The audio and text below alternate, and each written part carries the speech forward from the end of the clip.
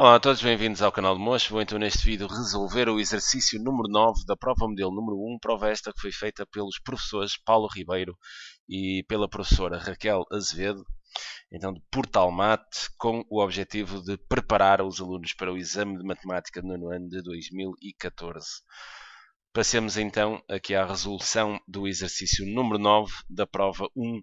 Este é um exercício que tem então 3 alíneas. Eu vou resolver cada uma das alíneas num slide individual. Quer dizer, o problema é o seguinte: na figura 5 estão então representados num referencial cartesiano partes dos gráficos de duas funções, a função f e a função g, e também poderemos visualizar nesta figura 5 o paralelogramo ABCD.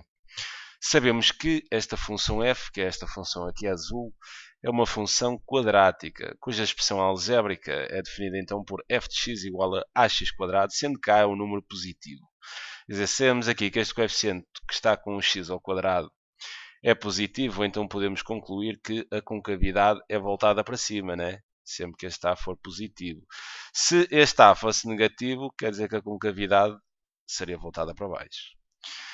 Bem, temos também a função g, que é uma função afim, que está definida aqui pela sua expressão algébrica como g de x igual a menos 8 quintos de x mais 24 quintos. Sabemos ainda que este ponto D, podemos visualizar aqui na figura 5, é o ponto de interseção dos gráficos das funções f e g, quer dizer, das duas. Um dos pontos onde a função afim interseta aqui a função quadrática. E sabemos que este ponto D tem então de coordenadas menos 2, 8. Quer dizer que aqui o x é menos 2, né? E a ordenada aqui é exatamente 8. O ponto A é o ponto de interseção do gráfico de G com o eixo das abscissas. Quer dizer que este ponto A é exatamente um zero aqui da função G. Sabemos ainda que o ponto B, quer dizer que está aqui, é um ponto que também pertence ao eixo das abscissas, e sabemos que o comprimento aqui do segmento OB, que vai daqui desde a origem até B, quer dizer, este comprimento são então 7 unidades. Tendo tudo isto em conta, vamos resolver as três alíneas. Na primeira, determina a expressão algébrica da função f.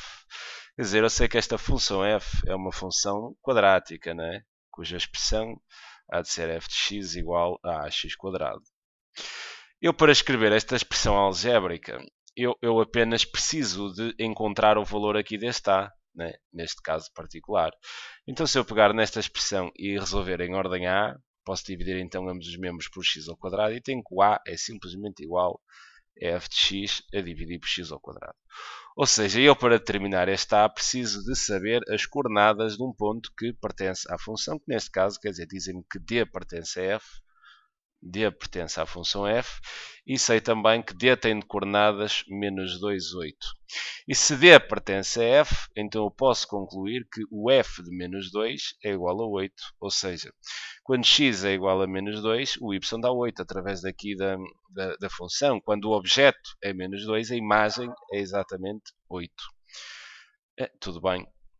Então eu aqui posso já imediatamente determinar o meu a. Quer dizer, isto é equivalente a dizer que a é igual a f de menos 2 a dividir por x². Quer dizer, o x é exatamente menos 2. Então teria menos 2 ao quadrado. O que é então equivalente a dizer que a é igual... O f de menos 2 é exatamente o y, né? O 8. O 8 a dividir. Menos 2 ao quadrado é exatamente igual a 4. Então isto é equivalente a dizer que a é 8 quartos. O 8 a dividir por 4 é exatamente igual a 2. Sendo assim, eu posso então escrever esta minha função f, né? A sua expressão algébrica, como f de x igual a 2x². Okay? E isto estaria resolvido. Passemos então à segunda questão. Determina a medida da área do paralelogramo ABCD. Quer dizer, eu aqui vou sempre, quer dizer, pedem-me a área de um paralelogramo e eu escrevo a fórmula. Quer dizer, a área então do paralelogramo ABCD, vocês devem, quer dizer, é um conselho apenas. Sempre que me pedem uma área, eu começo sempre por explorar a fórmula. Quer dizer, mas aqui, eu sei que a área de um paralelogramo é base vezes altura, né? Mas aqui vou usar as letras, teremos de o fazer. A base, considerei então base como sendo aqui esta medida de A até B, eu poderia considerar também DC, mas quer dizer, vai-me dar jeito ele dizer que é AB, né? Então a base é exatamente aqui AB. A altura, tenham lá atenção, porque a altura de um paralelogramo tem que ser medida na perpendicular em relação à base. Quer dizer, se a base é AB, eu vou aqui do ponto mais alto, poder ser então D ou C, e tenho que descer exatamente na perpendicular. Ok? A altura não é DA. Não é DA porque este ângulo não faz 90 graus. Eu, se fosse por DA, não seria perpendicular. Ok? Então a altura terá que ser medida exatamente aqui. Quer dizer, isto é que é a minha altura. Medida na perpendicular em relação à base, ou então, obviamente, quer dizer, ao prolongamento aqui da base. Né? Aqui é que há de estar a minha altura. Poderia ser a mesma se eu medisse aqui em C. Ok? Se baixasse aqui o ponto C na perpendicular, né, isto também seria a altura. As medidas são iguais. Tudo bem. Mas apetece-me vir aqui a D porque eu tenho informação sobre o ponto T, obviamente. Então isto será AB vezes a altura. E esta expressão dar-me-á então aqui a área do paralelogramo. Quer dizer, agora vou buscar as componentes, né? Eu defino aqui a expressão e agora vou buscar as partes e depois de ter as partes volto aqui a esta definição inicial e faço o cálculo da área. Quer dizer, a altura, eu sei que D aqui é menos 2, né? Ordenada D é exatamente igual a 8. Então quer dizer, esta altura, né? A altura do ponto D é exatamente igual a 8. Então a altura do meu paralelogramo, a altura do paralelogramo, será exatamente dado pela ordenada do ponto D. E nós sabemos que a ordenada do ponto D é 8, porque é dado no enunciado. Sendo assim, a altura do meu paralelogramo é exatamente igual a 8. Quer dizer, a altura já está. Agora, deixa-me tirar isto, porque é assim um bocado estranho. Agora é preciso determinar aqui o comprimento da base, AB. Eu não tenho nada assim diretamente, mas eu posso pensar, eu tenho OB, quer dizer, eu tenho este afastamento todo, tenho a distância de B até a origem, né? Eu sei que isto é 7 e quero exatamente aqui a AB. Eu posso então pensar, quer dizer, posso dizer que esta medida da ATB, o comprimento aqui do segmento AB, posso então pensar nele como a diferença entre OB, né? De O até B, e aí retirar este bocado, OA. Né? Se eu fizer a diferença entre OB e OA, se eu a OB retirar exatamente esta medida de OA, eu vou encontrar então a medida de AB. Quer dizer, esta é a minha estratégia. Eu sei que OB é exatamente igual a 7, porque é dito aqui no enunciado. Então eu tenho que determinar aqui OA. Tudo bem. Farei isso aqui neste slide. Quer dizer, eu quero determinar esta distância de O até A. Esta distância de O até A, se eu sou, é exatamente igual à abscissa, ou x aqui do ponto A. Eu sei que A há de ter coordenadas, há de ter um x, né, que é o que eu quero determinar, mas sei que o y é 0. E sei que o ponto A pertence à função G. Né? Eu sei que A pertence a G, é dito aqui no enunciado. Ponto A é o ponto de interseção do gráfico de G com estas abscissas. Então, se eu sei que o y do ponto A é 0, e sei que o ponto A pertence à função G, então eu posso usar aqui a expressão algébrica da função G, substituindo exatamente o y por 0 e vou determinar o x. Né? Eu vou saber aqui exatamente o x quando o y é 0. Isto vai me dar a abscissa do ponto A e consequentemente, exatamente o comprimento de OA. Então tudo bem, eu vou resolver esta equação quando g de x é igual a 0, quando o y é igual a 0, mas fazendo a leitura aqui na função g. Isto é pegar na expressão algébrica de g igualar a 0. Né? Isto é equivalente a dizer que menos 8 quintos de x mais 24 quintos é igual a 0. Quer dizer, eu aqui posso então multiplicar ambos os membros por 5, né? Eu multiplicar aqui isto por 5 e o 0 por 5 também. 0 por 5 vai dar 0, mas este 5 cancelava com estes dois aqui em denominador. Isso será então equivalente a ficar com menos 8x mais 24, exatamente, 0 vezes 5 é 0, o que é equivalente, subtrai então 24 ambos os membros e fica menos 8x igual a menos 24, multiplico por menos 1 ambos os membros e fica 8x igual a 24, e finalmente divido por 8 ambos os membros e fica x igual a 24 oitavos e quer dizer, 24 a dividir por 8 é exatamente igual a 3. Então, se x é 3, né, se a abscissa do ponto A é 3, eu daqui posso tirar a conclusão que a medida aqui o comprimento do segmento OA é exatamente 3 unidades de comprimento. Quer dizer, sei então OA, sei a altura, está tudo para calcular aqui a área do paralelogramo.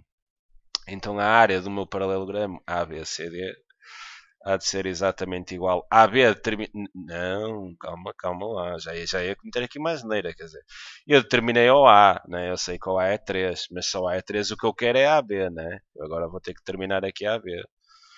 Então ainda vou aqui. Reparem, isto só me deu para determinar OA, mas a base do paralelogramo é AB e não OA, ok? Então eu tenho que ir aqui. Isto é equivalente a dizer que AB é exatamente igual ao B, que é dado aqui, que é 7, menos ao A, que determinamos agora, que é exatamente igual a 3, o que é equivalente então a dizer que o comprimento da AB, 7 menos 3, obviamente é 4. Então a área aqui do meu paralelogramo será então aqui o comprimento da AB, são então 4 unidades de comprimento, vezes a altura é a ordenada do ponto D, que é exatamente igual a 8, 4 vezes 8, isto dará então 8 vezes 2, 16 e o dobro é 32. Então a área do meu paralelogramo ABCD é simplesmente igual a 32 unidades de comprimento. Mas não está aqui descrito, não. Ok. Então a questão 9.2 estaria então assim resolvida. Passemos então à última questão deste problema 9, que é a 9.3. Admita então que P é um ponto do gráfico da função f, que é esta função quadrática. E R é exatamente um número real positivo. É um número qualquer, né, que a gente desconhece, apenas sabemos que R é um número positivo. Qual das opções seguintes, qual das seguintes expressões pode então representar a ordenada de um ponto do gráfico de f? Quer dizer, qual destas expressões pode representar então a ordenada? Quer dizer, aqui uma das imagens de f. Bem, eu aqui olhando para a função, quer dizer, o ponto P a gente não sabe onde é que está. Pode estar aqui, pode estar assim aqui, pode estar mais aqui, né? Pode estar assim mais aqui, pode estar mais aqui. A gente não sabe onde é que ele está. Quer dizer, as abscissas, reparem que as abscissas, não, será impossível saber exatamente qual é a abscissa do ponto P apenas com esta informação.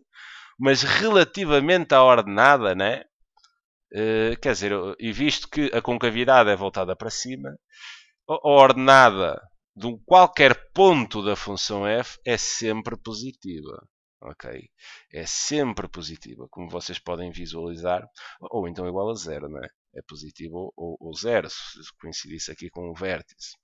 Então eu posso dizer que f de x, né, que representa a ordenada, quer dizer, é sempre maior ou igual do que zero. Ok? Então o que eu quero aqui é nesta expressão, quero uma expressão que tenha a certeza, se esta expressão representa a ordenada desse ponto qualquer, né, P, eu vou aqui à procura de uma expressão que me dê um número positivo, né, porque a ordenada desse ponto P é sempre positiva, como se pode visualizar aqui no gráfico da função f. E então vou ver em qual das expressões é que obtenho um número positivo, sabendo que R, né, é um número já de si positivo. Quer dizer, olhando aqui para esta expressão, há aqui um cuidado que vocês devem ter, né? Já olhando para o que está ali. Uma coisa é eu ter isto, o que é diferente de eu ter isto, quer dizer, apesar de serem bastante parecidas, são coisas bastante diferentes. Reparem que vocês aqui, o menos, né? Vocês aqui têm uma potência cuja base é negativa e então elevada a um expoente par, e está a dar sempre um número positivo. Mas quando o menos está dentro de parênteses, porque aí o menos também está elevado ao quadrado. Este caso, quer dizer, a potência é R quadrado. Okay? E neste caso a base é positiva. É R, se R é um número positivo, né? A base é positiva, está elevado ao quadrado, dá um número positivo. Mas depois este menos aqui atrás não tem nada a ver com o quadrado. Quer dizer, isto aqui, se não houver parênteses, isto dá-me um número negativo. Ok? É preciso ter cuidado com estas coisas.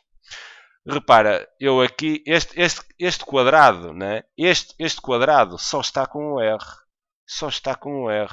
Então, quer dizer, menos R ao quadrado vai-me dar um número negativo. E depois se esse número...